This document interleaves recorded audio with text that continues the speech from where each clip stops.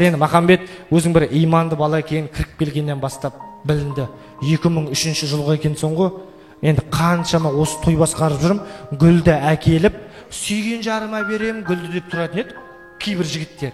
Менің сенің риза болғаным гүлді мен әлі сұраған жоқпын, кімге келдің деп.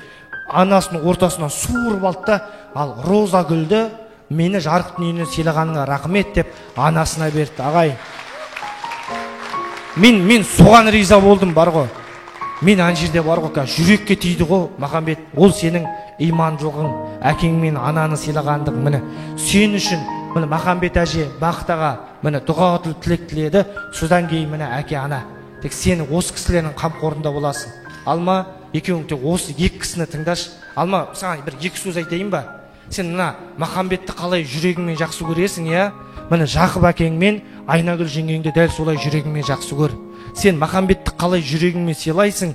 Міне біздің әкеміз бен анамыз ағайын, дұрыс қой да? Осы екі кісі барлығын